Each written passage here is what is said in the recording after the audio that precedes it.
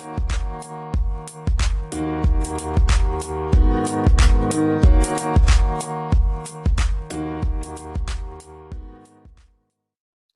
my name is Kunal, and welcome to the Geeks of the Valley podcast, which connects with some of the brightest minds globally who are leading their respective industries today to discuss the hottest upcoming industry trends and how their work is affecting the global economy. This morning from the San Francisco Bay Area, we have a very special guest joining us, who used to live in Hong Kong and is the ex-valedictorian at Princeton University. Please welcome the co-founder of Polygence, Jin Chow, aka Jin Yun. Jin, thank you so much for joining us today. Hi, Kunal. Thank you so much for having me. And how are things over there in light of COVID-19? Things are still a bit crazy. It's been an extremely hectic week with protests and rallies, but the good thing, I guess, is restaurants are starting to open again, and I went out to eat for the first time in a few months now, and it's been a good week so far. I'm really happy to hear that, Jin. Let's dive into our first question, shall we? Sure, sounds good. So tell me about yourself and your background and how it led you to the path of becoming an entrepreneur in Edtech. Yeah, so I was born and raised in Hong Kong. I left Hong Kong at age 18 for Princeton, where I majored in comparative literature. And it was really at Princeton that I had this intellectual awakening where I fell in love with learning languages, with literature, with the humanities. And I also fell in love with education because all throughout my 4 years at Princeton, I did a lot of education-related mentorship programs and ventures. And including where I taught in some of New Jersey's prisons. And after Princeton, I went straight to Stanford to start my PhD, also in comparative literature. And it was really at Stanford where I had really, really great conversations with my co-founder, Janos Perczel, who actually is the husband of one of my college best friends. And it was at Stanford where we really decided to start this venture together. And strangely enough, it was a dinner table conversation where we were talking about the untapped talent all around us with grad students and PhD candidates who are passionate educators, who have so much to share with students, but who have a hard time finding and connecting with students who need their expertise. And so through that conversation, we just decided that why not start this venture together? And so it brings me to now where we've had this company running for a little over a year now. And I'm at the perfect juncture in my own PhD to take a bit of a break and to work on the business full time. And so looking back, I think there were so many experiences throughout my academic background and through my schooling that have led me to become interested in education. But it's really interesting because I never thought I would be in business I never thought I would become an entrepreneur. So yeah, that's what brought me here today. Wow. So when it comes to what you co-founded, right? You co-founded Polygence. Yes. What is it all about and what do you envision for it long term? Yeah, so Polygence is, strictly speaking, an online research academy where students, predominantly middle school and high schoolers, get a chance to be paired with researchers in their field of academic interest to execute a unique, bite-sized research project. And we have mentors in fields ranging from computational biology to business to fashion design to French and Spanish literature to machine learning. So basically, whatever a student might potentially be interested in, we most probably have a mentor for that kind of project. And our vision basically is to become the go-to marketplace for project-based learning and research mentorship.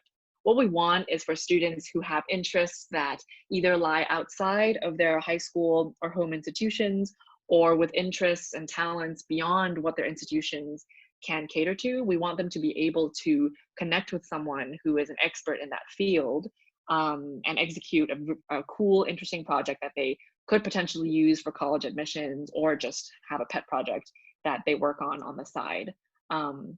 And obviously, the super long-term goal would be to transform education systems around the world, to really promote project-based learning as a mode of education and of learning.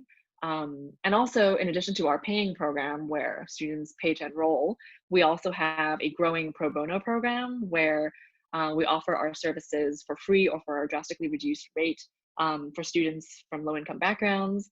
And Polygence and me and also my co-founder Janos were all very committed to alleviating education inequality and to close that gap. And so that's something we're really conscious of as well.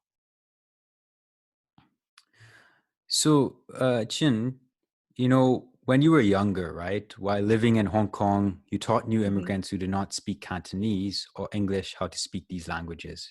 Furthermore, at Princeton, you founded something called Prep, which focused on going into the New Jersey jails and teaching inmates life skills and job interview skills in order to improve their future.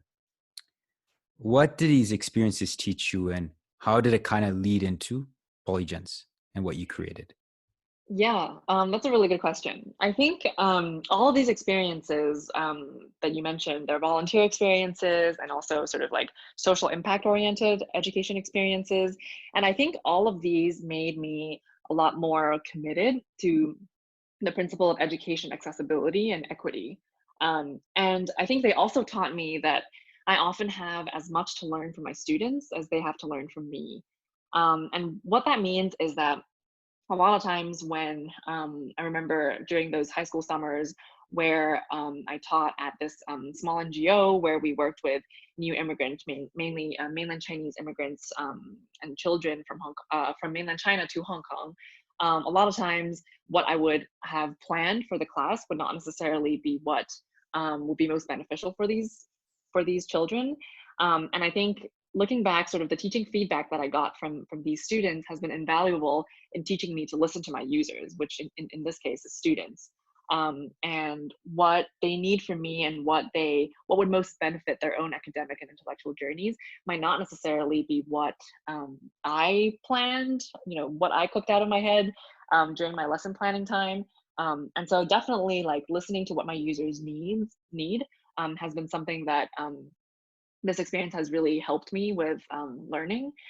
And in the case of my experience teaching in prisons, I guess I can give you a little bit more context. So PrEP was a program that I started where we taught job readiness and societal reintegration skills to inmates who will be released soon from prisons. And we taught in 4 to 5 different prisons all across New Jersey near the Princeton area, including some male prisons, some juvenile prisons, and also some female prisons. Um, and I felt like that experience was really more a test for me than really a test for my students. It was really a test of how much an Ivy League educated international students can really bring to real life concerns of inmates who are about to go on parole or who are about to leave. And I think it made me confront my ivory tower education and ivory tower bubble a lot more, and to think long and hard about whether there even is anything of value I can bring to my students. Um, and I can give you an example. When I first designed the curriculum, I prepared general interview questions, resume writing materials, things that I used to craft my own resume and my own cover letters um, for internships or even for college. But more often than not, my students' questions would stump me, and I would have to go back and do a lot more research before going back to them and answering their questions. Um, for example, one of my students had been in prison for, I think, about 20 to 30 years. She was an older woman. She was a 65-year-old woman at the Edna Man prison, which is a female prison in New Jersey. And I remember when I was teaching her a class on resume writing, she had actually asked me what email is because she had never used it, had never heard of it. And sort of technology access in prisons is obviously very limited as well. And so the class ended up sort of pausing, and I had to explain to her what the internet was and how email worked. And so situations like this really made me realize what kind of or like how to shape my own teaching to fit the needs of my students and to really listen to what they need and want. And it was a very, very humbling experience, definitely. Yeah, it seems quite interesting. I mean, especially when it comes to this aspect of having experience that not many people really have. I mean, it's quite unique in its own way. Yeah, yeah, yeah. Yeah. So, Mhm. Jin, when it comes to Edtech, it seems like you've been involved in it for quite a while, for a good amount of your career. And what are some of the trends you're seeing and how it's developing in East Asia? Yeah, so East Asia is a very interesting space when it comes to ed tech, especially because of the switch towards online learning that we're seeing. Partly because, as technology develops further, online learning and virtual learning environments will become more and more of the norm. But also, I think in light of COVID, the whole world, but also including East Asia, um, is really switching to online platforms, partly because schools are shutting down and students are moving to Zoom classrooms, but also because it's just more convenient and you can connect people from different parts of the world or the city to each other in ways that were never before available.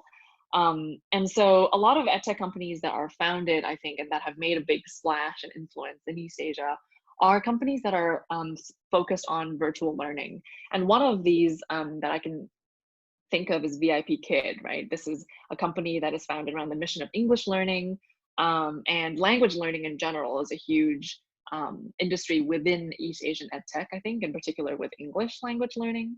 And I think the other two sectors that are pretty dominant within East Asian ed tech is college admissions, so college consulting, test prep, that kind of stuff, as well as subject-based tutoring. Um, so for example, like if a student needed help with an IB exam in physics or with AP exam and APUSH. Um, and so I think also as education in the US and the UK, or sort of like um, continue to be a prestige marker, a lot of companies will continue to pop up that will be dealing with this side of college admissions and helping students with the college application process. And I think these companies are and will continue to be on the rise, at least for the foreseeable future. And especially with test prep as well. Although I'm not sure if you've seen, but the UC, so the University of California system recently announced that they will be phasing out standardized testing from requirements for admission, so the SAT and the ACT. So perhaps that sector of edtech um, will be impacted because of this wave of decisions, starting with the UC and other liberal arts colleges. But I think college admissions as an industry will still definitely be a very big one in East Asia, at least. And in terms of ed tech that is sort of more brick and mortar and not like virtual, I think having come from Hong Kong, I know for a fact that the brick and mortar tutoring industry is still very much booming and is one of the most lucrative industries of all time. And yeah, so I think that trend will definitely continue to be on the rise. Interesting. I was just about to also mention. I was about to say, yeah, the UC systems were recently about to not allow for these standardized tests, right? And so, what is your take on that? Do you think it's a positive or negative thing? Do you feel neutral about it? How do you kind of see it further developing down the line? Yeah, that's a really good question. I actually we at Polygence we actually wrote a blog post recently responding to that, to the UC's decision to remove standardized testing or phase out standardized testing. And I think what I think about it is that I think it's a really good thing, because I think standardized testing promotes the wrong kind of learning, the wrong kind of pedagogy, and the wrong kind of studying techniques. I think the SAT and ACT tests how well you are able to take the SAT and ACT rather than how good of a communicator, writer, mathematics student you are. And I think that with the phasing out of these standardized testing, students have a lot more opportunity to showcase their talents, their interests, and their ability to perform independent inquiry through precisely programs like Polygence or through any kind of independent projects that they work on. And I think standardized testing is helpful insofar as it gives, a standardized way of judging students relative to one another. But I think moving forward, holistic evaluations of students, including their ability to perform independent inquiry, to engage in research, I think that will become much more indicative of a bar of how to judge students than standardized testing will be. So I'm hopeful in that, like, this trend will continue and that other schools will also phase out standardized testing in favor of other measures that are perhaps a bit more holistic in their evaluation of students. Yeah, and hopefully Polygence can become a big part of that in helping students showcase their own talents through working on their own cool projects. That's a very interesting perspective and a perfect transition into our next question. You are very focused on independent-based project learning and believe that it is where the future of education is going. Mhm. And a lot of the Asian educational culture as a whole is still very rooted in rote learning. While this program really picks at allowing students to do their own things and finding their passion that way, do you think that this gap will at some point converge in the future? That is a very thorny and good question. And I think that this gap that you're mentioning is precisely one that Polygence seeks to address and to help close in some meaningful way. And while Polygence doesn't only offer or restrict our services to students in Asia, I think by virtue of being online, we are naturally attractive to a lot of students in Asia and obviously also accessible to students all over the world. And I think that if we were to tackle this problem on an institutional level, meaning on a policy level, whether it's education policy, reform, or political change, it would require a much bigger education budget than a lot of countries in the world right now can afford, as well as, I think, a much more robust system of teacher benefits, teacher training, and also a general revamping of status of teachers in different societies. And I think currently school systems around the world simply don't have the resources to cater to the interests, needs, and wants of individual students as much as they would like to. And as you know, curricula all around the world are designed to fit sort of the average middle line student. And a lot of students, both above and below that average, get left out, whether it's feeling bored at school or they find it really difficult to catch up or to sort of follow along in classes. And so any outliers within that average student profile really gets left out in public school systems in many different societies. And I think this one size fits all system obviously is something that we have in a lot of societies now, and it may be the best we can do at this moment. But I definitely think that Polygence, as Janos and I have envisioned it to be, is something that can really come in and remedy the situation for those students who feel unfulfilled at school. And so, for example, Janos and I both feel very strongly about PBL, meaning project-based learning, and individualized learning as a way forward in education globally, because that's how we received our own intellectual awakening. And for both of us, we were lucky enough to have mentors who were high school teachers, but who also went out of their way to nurture us and help us develop passion projects on the side. I know for a fact that, for example, Janos, when he was in high school, he had a physics teacher who really set aside time to help him because he saw that Janos was talented and really helped him develop projects on the side, teach him extra things. And for myself, it was my 8th grade English teacher who spent a lot of extra time nurturing me, giving me readings, discussing things with me.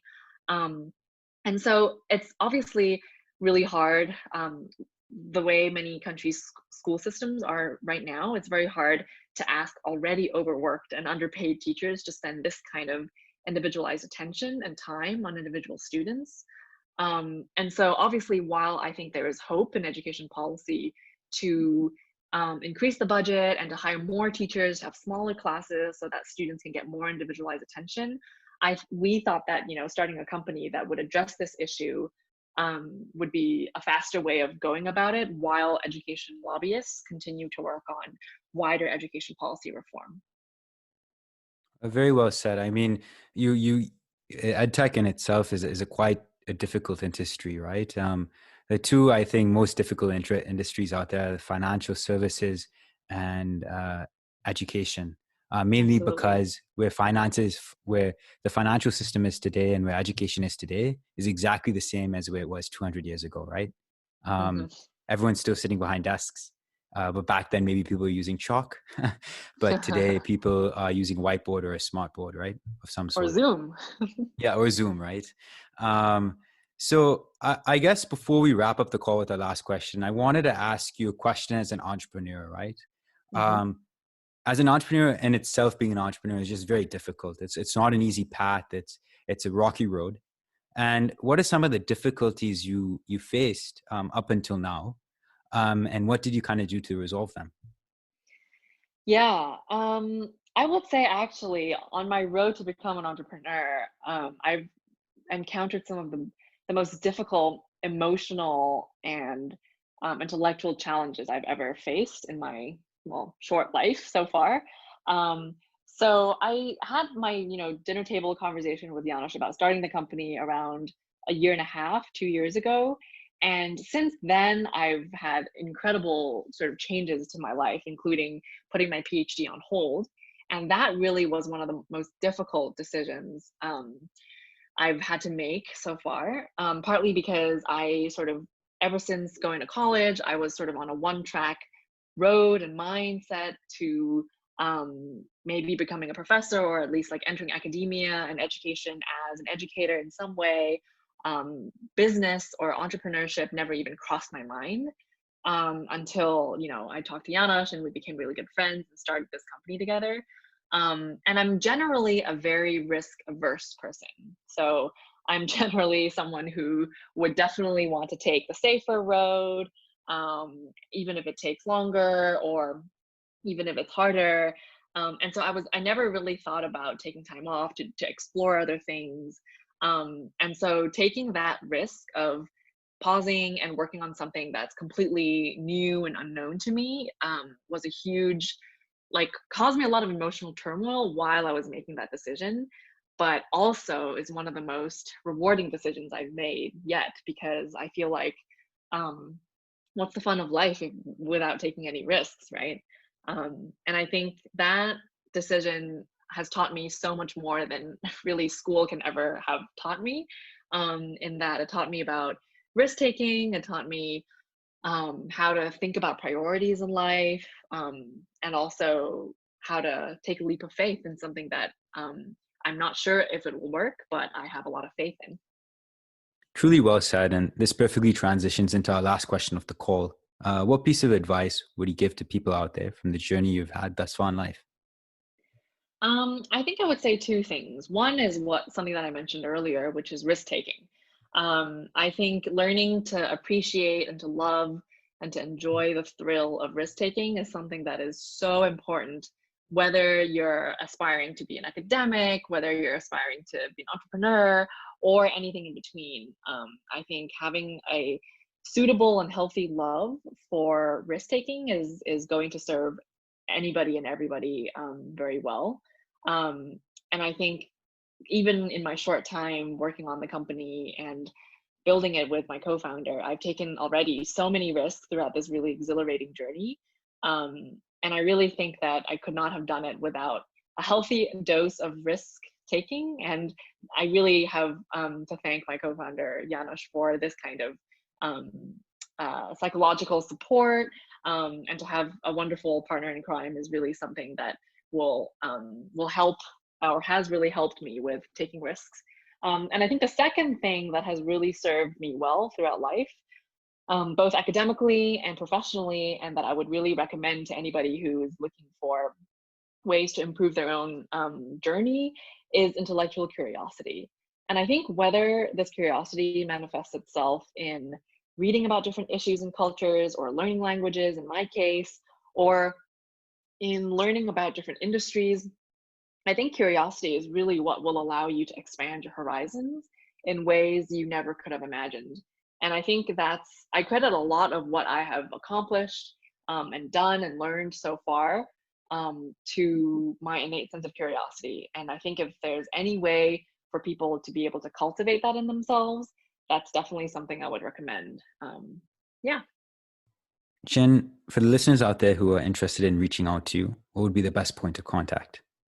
Yeah, so they can simply email me at jin at GENCE.org. So that's jin@polygence.org. Feel free to email me and we can talk about any of the things I talked about today, or if you have any other questions, I'd be happy to chat more. Perfect. It was a pleasure having you on Geeks of the Valley. Thank you so much, Kunal.